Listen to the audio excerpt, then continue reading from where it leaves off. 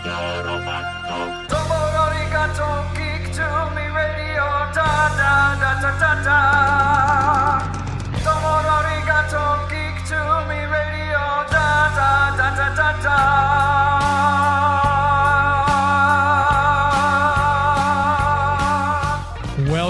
Welcome, geeks and nerds, girls and boys, to a brand new edition of Geek to Me Radio, episode 248. Today, for our online show, we'll be talking with actor Courtney Gains about a huge variety of projects in which you've seen him. Also, his brand new movie, Queen Bees, which you can check out. Hilarious fun there.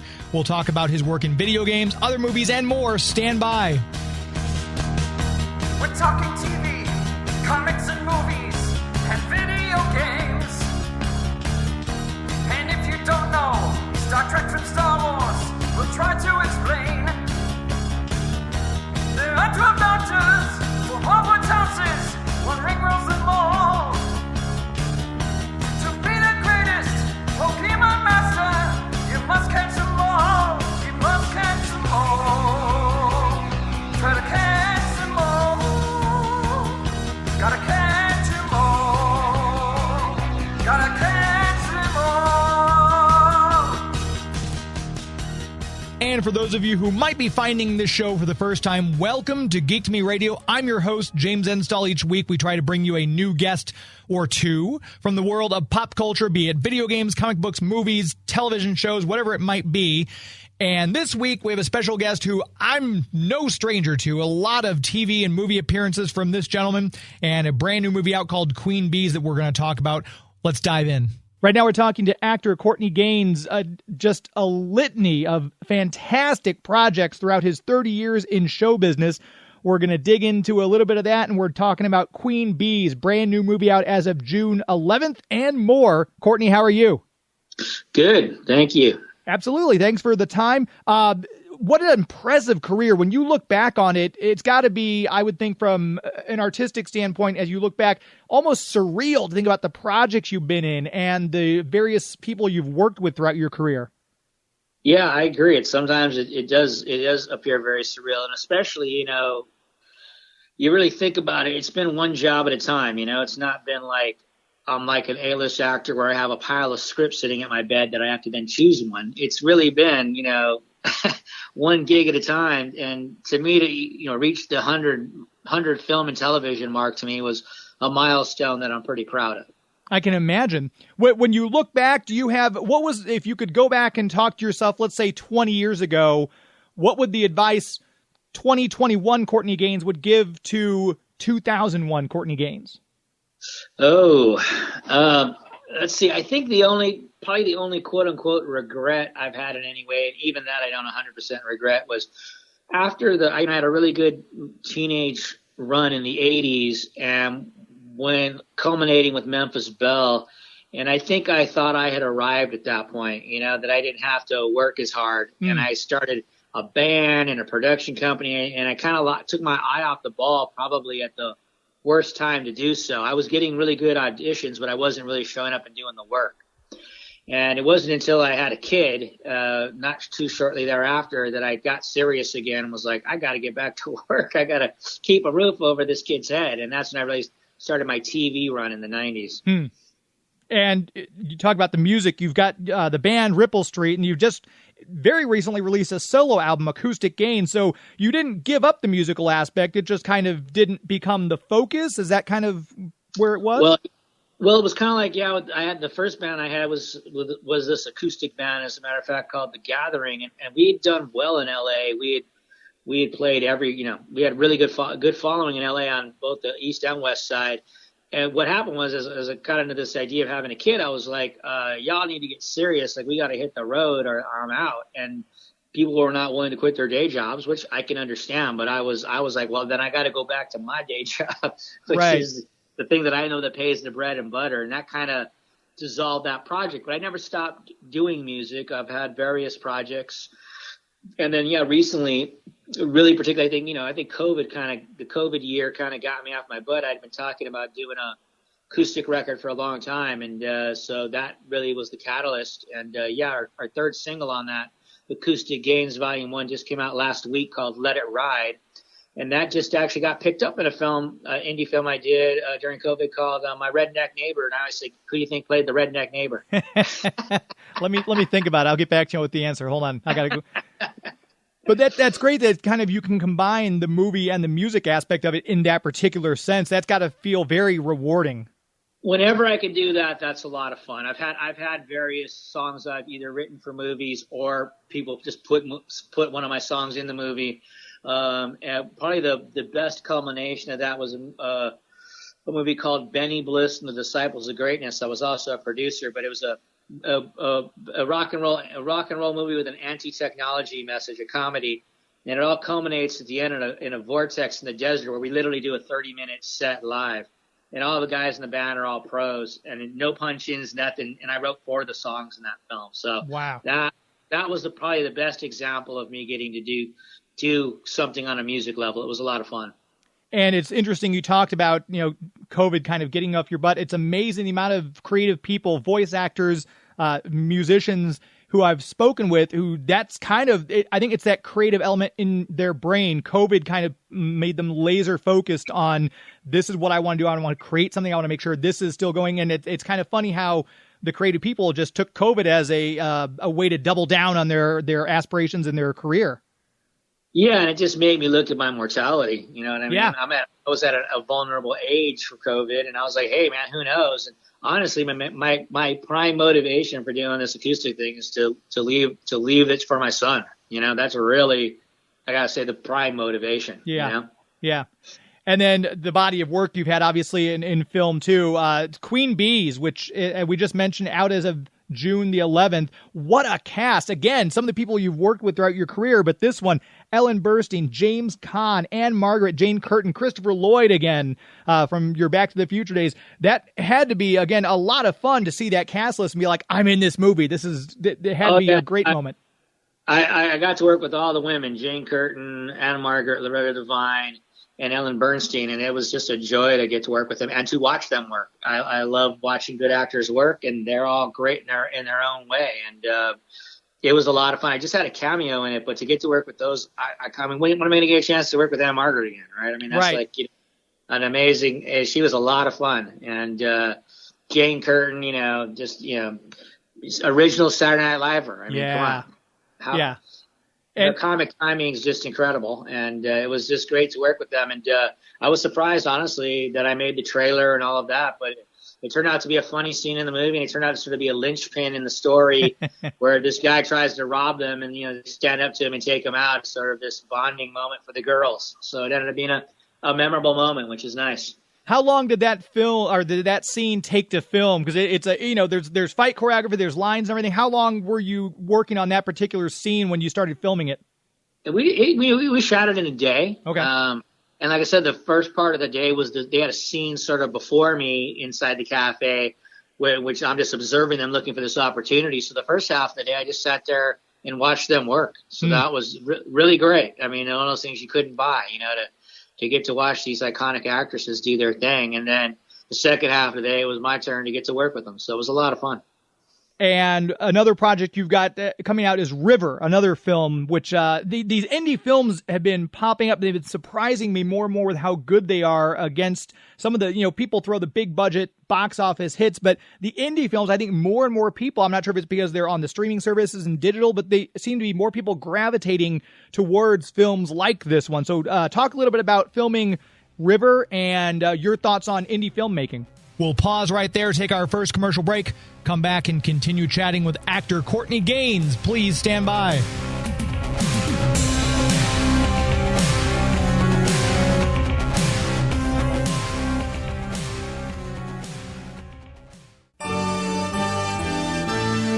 You got the touch. You got the power. Hi, this is Stan Bush, and you're listening to Geek to Me Radio. Welcome back to Geek to Me Radio. At the beginning of the show, I thanked the new listeners, but obviously thank you to all the longtime listeners. If you were hearing this, and this may be the 5th episode you've heard, it might be the 205th episode you've heard, thank you very, very much sincerely for subscribing, for listening each week. I do sincerely and deeply appreciate your support and help there. We'll talk a little bit more later in the hour about how you can help the show and support it even more if you're able. But right now, we're talking with actor Courtney Gains, and before we took that last break, we were talking about filming the movie River and his thoughts on indie filmmaking. You know, the studios are making tentpole films, for the for family viewing, and I understand that, and that's what that's what the market is for that type of thing. But I think there's a lot of people out there that don't want to see movies that have to do with CGI and fart jokes, all the time. Very true. So that's where the independent film has always, been of value. Is it doesn't have to bend to the studio's will, and it's not all about making money, right? And I think for Emily Skye, the director of River, she wrote it, directed it, shot it. I mean, she was the DP. She did a wonderful job with the natural light, and also edited it. It's an auteur film. I mean, at the end of the day, when you do all that, you're an auteur film. And that's exactly. And so this was her chance to. She had done a lot of other stuff before, but she hadn't done a feature yet. And everybody's saying you got to get a feature under your belt. So she did a short of this project with Mary, and it did so well that she got the funding to do the feature. Wow. And remarkably, they as a small independent film, they were able to get distribution out within under a year, which is just unheard of. It just doesn't happen with indie films. It takes so long for them to edit it, so long to find a distribution deal. It often takes years. So it's a testament to how good the film is.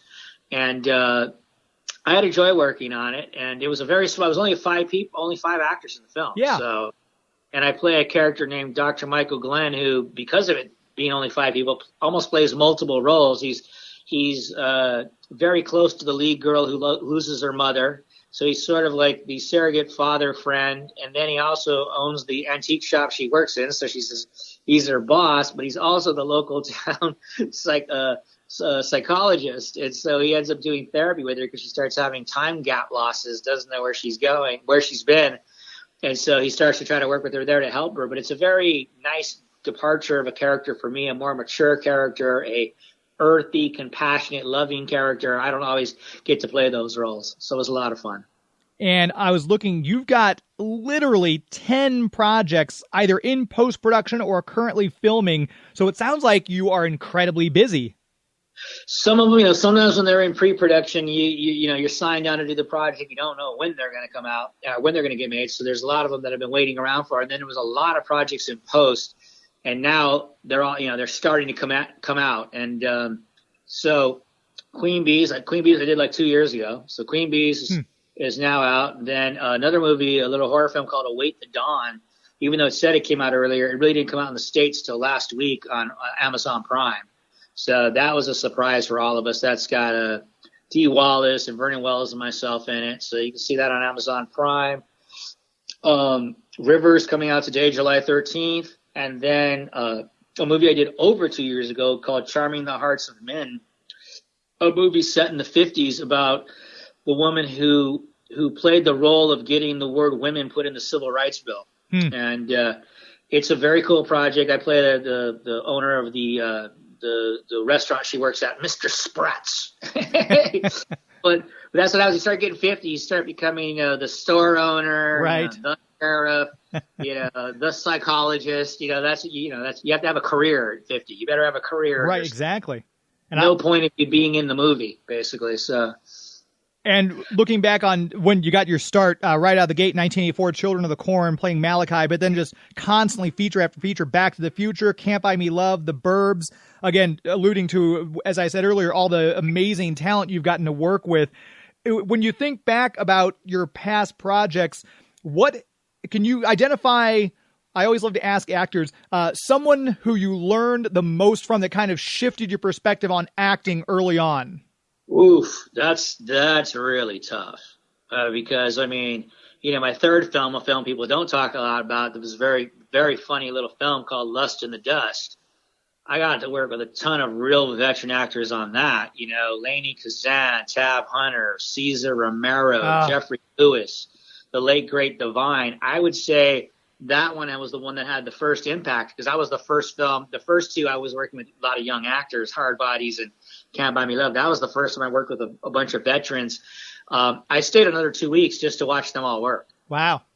And I said to myself, when's the next chance I'm going to get to see, some of these, and Henry Silva too. I forgot to put it. It was great to get to work with him, So I got to work with just a ton of veterans. I learned a lot from watching them. I thought they were all fantastic. But certainly, if I had to cite some others, it would be getting to work with, Sean Penn and Robert Duvall. I was always a huge Robert Duvall fan, and Colors, I got a chance to really watch him do his thing, and the death scene at the end is probably the best work I've ever seen him in person. So he was amazing, and just the way he conducted himself every step of the way. And then obviously Burbs was a challenge, because everywhere I looked was somebody I grew up with. You got Sean, it's just like the list. Everywhere I looked was a veteran working actor that I was a big Bruce Dern fan and still am. So it was he really took me under his wing and really acknowledged the kind of work I was doing, and it meant the world to me. I got to work with him recently again on a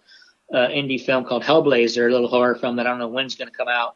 But I did it mainly just to get to see him again and thank him for how great he was to me when I was on, young and coming up. That's incredibly cool. You got to circle back to that and actually get to say, hey, thanks for that. Did you have a conversation with him about it and about how you? I did. I mean, I wasn't not going to have that conversation. Yeah. That's the primary reason I was there. I got to work with him again too, which is, Bruce is not afraid to improv and just let stream of consciousness go. And his mind, even in 70s, is twice as fast as mine will ever be. That guy is something else. Yeah, I think all actors, I think all people should learn or take at least a couple improv classes, because it benefits you incredibly well throughout your life in general, but obviously with an acting realm. Once again, we'll take a quick commercial break, come back and chat more with Courtney Gains. Please stand by.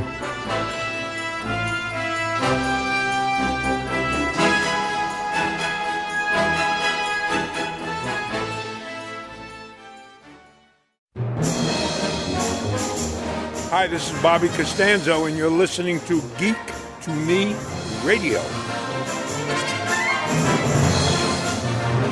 Welcome back to Geek to Me Radio, the show that would not be possible without the support of our premier sponsor. They've been with me since the very beginning, and they've never said no. They've been so helpful, and honestly, I would not have a show without them. The City of St. Charles, the Greater St. Charles Convention and Visitors Bureau. I mentioned earlier in the broadcast about ways you can help the show. Helping my sponsors, letting them know that, hey, we've heard about you on Geek to Me Radio, and we love what you've got, what you do, what you have.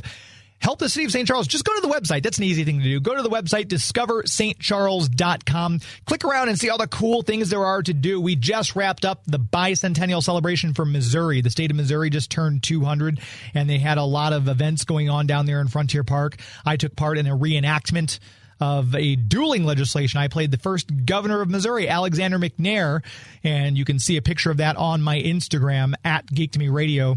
And it's always fun. They've always got things like that going on in St. Charles, a festival, a reenactment, a music thing going on. Lots of stuff to do all the time, and it's always different. You'll find new shopping experiences every time you go up and down the street. I'm constantly surprised. I'm like, oh my gosh, how did I know this place was not here? We just went to Sugar and Slice this weekend, and I got their ginormous, delicious cinnamon rolls. But the food up and down the street's brilliant. It's absolutely wonderful. Huge variety of stuff. So if you're not sure what you're in the mood for, walk up and down the street. You'll probably find something that'll tickle your fancy just by kind of browsing the different restaurants that they have.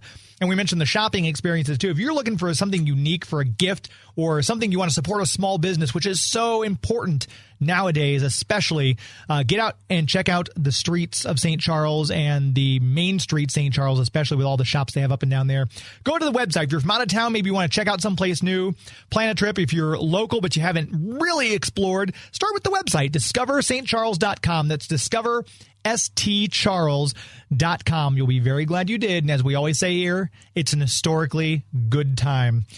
Before we took that last break, we were chatting more with actor Courtney Gains, and we started talking a little bit about the importance of improv. It does, but the way he does it is, like I said, very interesting. Like, it's just like he runs what they call, like, it's called an acting, like your mainstream of consciousness. You're just saying out loud what you're seeing, what's coming in your mind, and just letting it out. It's not easy to do. It's not that easy to process it that fast and then articulate it immediately.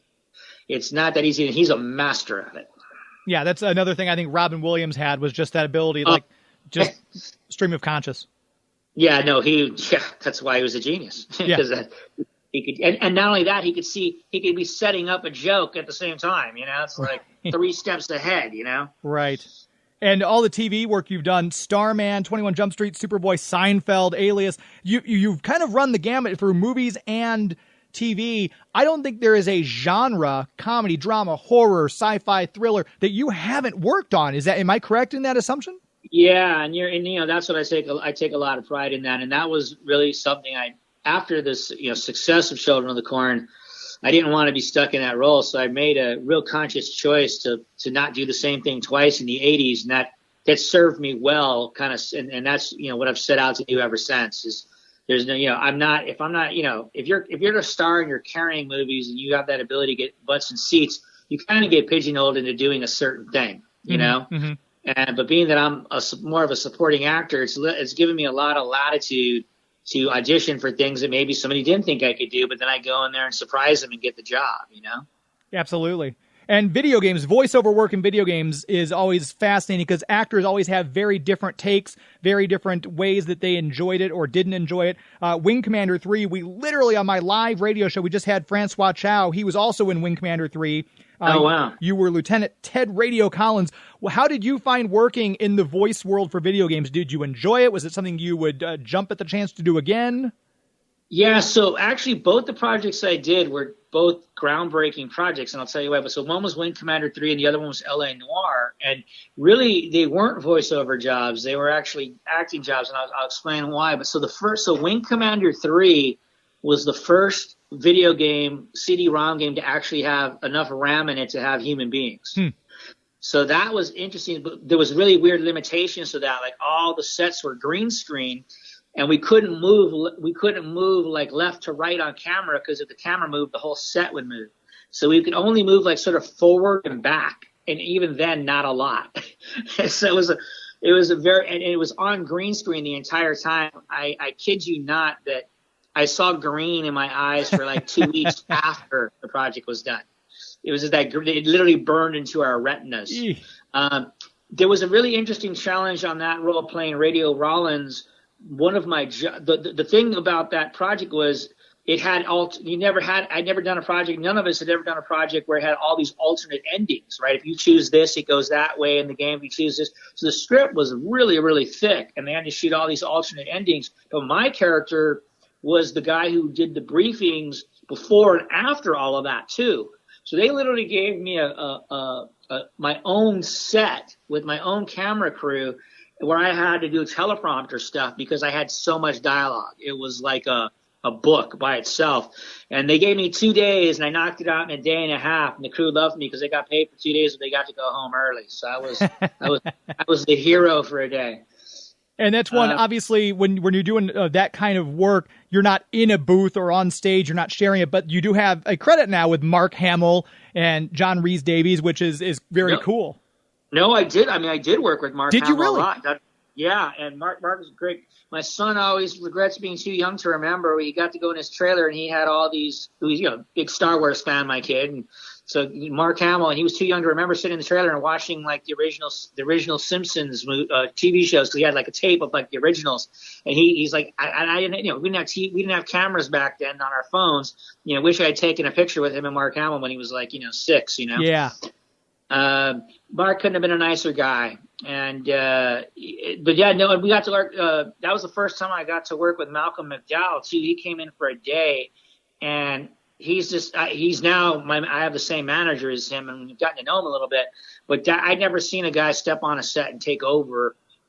He's a force of nature, Malcolm. He's the most cocksure actor I've ever met. He would be doing this monologue, seemed like it was a perfectly good take, and then like crack a joke at the end and laugh hysterically, and then just do it again. Be telling like he knows about Caligula, and then like all of a sudden, action, whoa, Commander. You know, that's like it's nothing. He makes it look so easy. It makes me jealous how easy he makes things look. And he's still to this day a force of nature, just killing it out there, you know? And it's fascinating because, like you said, when you think of the video games, like we talked to Kevin Conroy, he's like, I'm alone in a booth and I'm just saying these things. So that's great that you had such a great experience, and that it sounds like it was vastly different from the way even modern video games are done. We'll pause. We'll take another break. We'll come right back on Geek to Me Radio. Please stand by.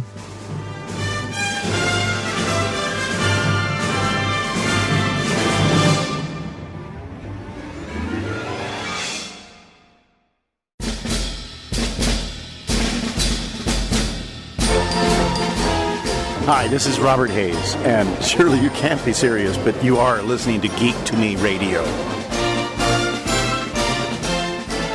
Welcome back to Geek to Me Radio. All right, I told you earlier on in the broadcast, if you listen to the show regularly, thank you so much. That's a huge help. We always appreciate our listeners. If you're a brand new listener, thank you for finding us. We hope you're enjoying what you're hearing so far. If you're kind of wondering, well, is it just this? No, there's other things we do. So you can go to the website. That's the best way to get to know me. geek2meradio.com. And my friends Jeff and Gary redesigned my website. It's been about 6 months ago now. Brand new, updated everything. I'm so proud of that website and so grateful to Jeff and Gary for all their help in getting that up and running. But go to geek2meradio.com. You can see a list of all our previous guests. You can actually search out like, oh, he's talked to Kevin Conroy. Oh, it's been these 3 episodes. You can listen to those if you're a Batman fan, if you're a musician fan. We've got composers from all these different shows that have been on Netflix and Amazon Prime and in the theater. And I love talking to composers. But we've got, I'm very proud that I've always tried to bring a variety of guests, interesting guests from different genres. And I think we've literally got something on the show that should please everybody. So check out the back catalog. We're coming up on our 250th episode. I don't know how that's possible. We started literally 5 years ago. August of 2016 is when I launched the show. And I'm very proud of all the stuff we've done. I'm so grateful to all the great guests we've had who have been part of the show and who have taken the time out of their schedule to chat with me about their careers, about their work. And now this comes to where all of you have been listening this whole time. If you've been listening, I appreciate it. Thank you so much. If you want to help the show, because I always say, hey, is there anything I can do to help? Yeah, there's several things you can do. One thing, check out the website, browse around, leave it up, and poke around a bit. That helps my search engine optimization. Another way you can do is click through some of those links. So if you go to youtube.com and search Geek to Me Radio, we're trying to up our YouTube numbers. So if you pull up one of our broadcasts, hit play, maybe leave it on in the background and let it go. The longer you let that go and the more hits we get, that helps. Subscribe to YouTube. If you've not yet subscribed to the YouTube page, please do so on that as well and hit the little bell notification. Obviously, these online shows are there, but our weekly radio show, we do a live radio show, 10 p.m. Eastern, 7 p.m. Pacific on the Big 550 KTRS. You can click on the YouTube link, get the notification. So when we put those shows, after they're live, if you can't listen at that time, listen to it anytime you want. Once it goes live, you'll get the notification. So YouTube is very big. Please subscribe. Please hit the bell notification. And please listen and or watch our videos and shows. That helps us out greatly in search engine optimization as well. Financially, if you would like to help the show, even a little bit, we have a Patreon account, patreon.com/geektomeradio for as little as just $1 a month. I don't want to sound all Sally Struthers, but for less than the price of a cup of coffee, you too can support Geek to Me Radio. And you just put $1 a month on there. You'd be surprised how quickly it adds up. Another way, maybe, well, I don't want to do that, but I'd like to help you out other ways. Go to bit.ly/geek-to-me. Click on our Amazon affiliate link. Now, if you're going to shop on Amazon anyway, you could help us out by clicking through from our website, our Amazon affiliate link. You just shop as you normally do. You won't notice any change. You'll buy your Funko Pops. You'll buy your graphic novels. You might buy your fancy T-shirts or whatever else you want to get through Amazon.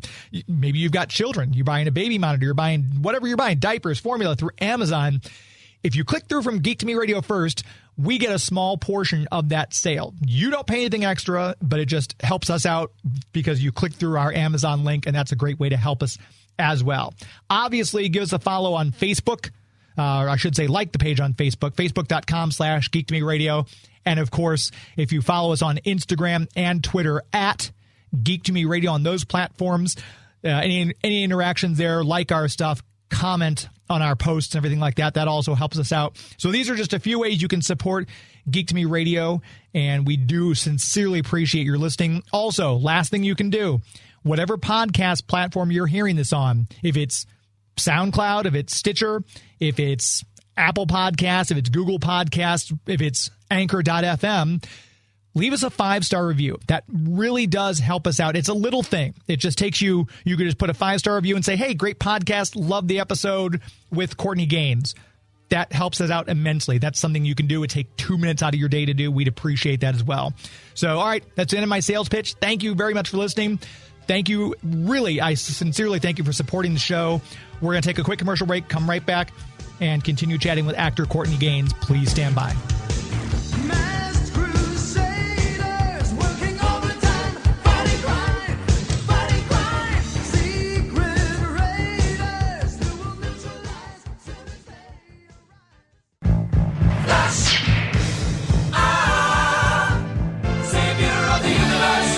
This is Sam Jones Flash Gordon, and you are listening to Geek to Me Radio.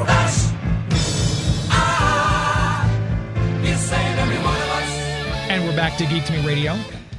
Before we took that last break, we were chatting with Courtney Gains, and we'd asked him about working on the video games like Wing Commander 3 and LA Noire. Well, the second video game was even weirder in a lot of ways. LA Noire, which is a great game. So we had to first do the bubble suit stuff, which is really annoying because before you start, you have to do what's called a T-square. You stand there like a T with your arms out, and then at the end of the scene, you have to do the same thing again, which I'd never done before. They always had to keep yelling out to me, T, because I would forget. I'd be acting, not like, right, prop. Right. But so you did all that stuff for the body, and then it was the first project to actually ever render an animation face of your actual face. So then we had to then go back months later and sit in first off, they had to like press your hair down. So there was literally no light. It was like, it took hours. It felt like your hair had turned into a helmet. It was so sprayed and pressed down. If I had been on the show any longer, I just would have said, shave my head. I can't take this anymore. And then you would go into a booth and you would sit there, and the first thing you had to do before you did a line, one line at a time, it had all these cameras all around you. I'm talking like 100, like every angle you could possibly imagine. You'd have to do all these facial expressions, smile, frown, all these, and then you would do one line of the scene and then do that again and again and again. It was the most slow, arduous process. But I have to say, if you look at the scenes I'm in, I play sort of a red herring in the character. Somebody who thinks the bad guy is not. It's great. It's like, and it was groundbreaking. It was the first time that there was facial recognition where it looks like me. But then they put that facial thing you did onto the body, and there's the scene. I mean, it took them 5 years to make that project. It was crazy. And when you think back about all the stuff you've done, like I said, across the genres, TV, movies, all the different mediums, video games, if you had to put like a Mount Rushmore of Courtney Gains projects up there, what would be your top 4, either the ones you're most proud of, the ones you had the best time filming, or something that gave you the best memory or you learned the most from? What would be those 4? Oh, that's tough. I mean, I think film wise, Memphis Belle, all the guys on that feel like that was like one of the heights of our careers for sure, Yeah. An amazing experience, shot in the UK for 3 months, worked with, Oscar award winning talent, DPs and set dressers and editors and just the best that England had to offer, so that was an amazing, that would have to go up there. Probably as far as fun, a project people don't know, the one I was talking about, Benny Bliss and the Disciples of Greatness, the one where I got to do a lot of music as well and playing this character Bliss, sort of in an outfit that was like Elvis meets Evel Knievel. You just can't beat that, and sing and rock and roll. You just can't beat that, So absolutely. That I guess would go up there. And then in the couple TV ones that really jump off, Seinfeld was an amazing experience. Not that, the role was fine, but just the way they run a show there was, I've seen a lot of sitcoms that they couldn't be beat. They really run a great show. Like usually they have like a warm up person in the audience to keep people laughing. Jerry'd go do that himself. Oh, wow. So it just took it to a whole nother level. They had a live band. They shot on film. You just name it. It was just done on the best quality, you know. But as far as roles go, I would say I did a guest star on Diagnosis Murder with Dick Van Dyke, where I played a character who was paralyzed on the left side and pretending to have cerebral palsy on the other side, and I had 6 days to prepare that role. Ooh.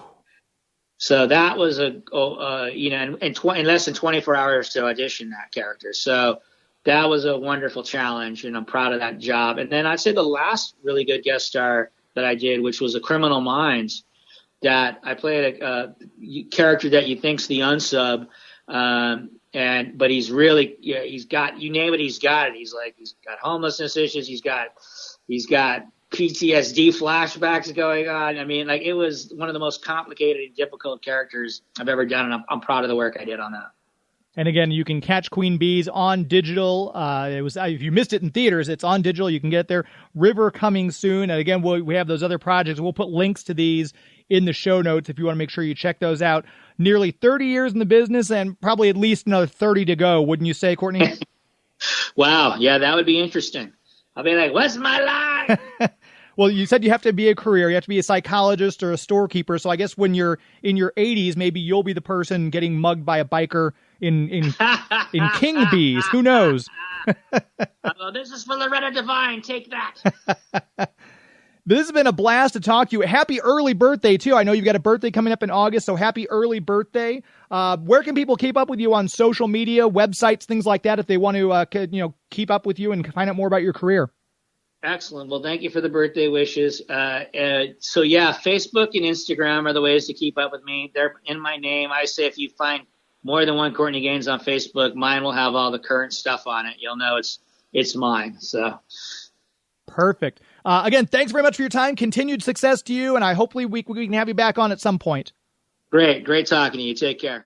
That's going to do it. Another show in the books. Once again, check out Queen Bees wherever you get your streaming movies from. Great film from with a fantastic cast. You can check out more of Courtney Gains' stuff. Follow him. He's a great guy. Fun to talk to him. Thanks again for his time. Thank you, as always, to Joey V for making the show sound as good as it does, for doing all the editing and making it just sound absolutely perfect. Again, City of St. Charles is a huge help, but I would not be able to do this without Joey V as well. Also, make sure you check out our official movie sponsor, Marcus Theaters, marcustheaters.com, for a great time at the movies. Go see The Suicide Squad or go pre-buy your tickets for Shang-Chi that's coming out soon. Lots of great movies are hitting the theaters once again, and we're so glad theaters are back.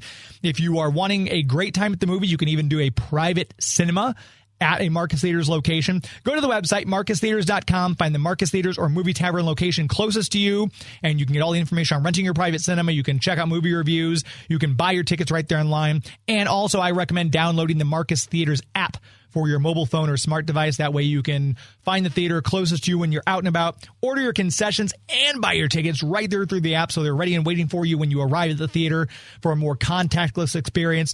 I've been to the movies over a dozen times now since they've opened back up, and I feel safe. A lot of people do too, because they're having a great time at the movies. Everyone's at their own level with this, and I get that. But people streaming the movies at home, it's not the same as going to see it in a theater with a bunch of your friends and having that Dolby surround sound and the huge screen and the giant bucket of popcorn. That's the way movies are meant to be seen. That's the way I encourage you to go see them if you feel safe and that is appropriate for you. And there's no better place with their extra cleaning measures, their foot kicks on the door so you don't have to touch anything. And as I said, the downloading the app to order your concessions for a more contactless experience. MarcusTheaters.com, the best movie-going experience in the galaxy. Thank you again to my guests. Thank you to Joey V. Thank you to you for all your help and for listening to me each and every week. Coming up on our 250th show very soon. We've got some great guests lined up. Until next week, my friends. It's not in the way you watch I zombie.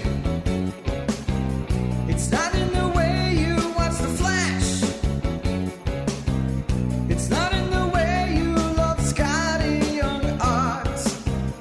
It's not in the way you play Mario Kart. It's not in the way you look when you make Game of Thrones references. That's our show. This is Geek to Me Radio. That's our show.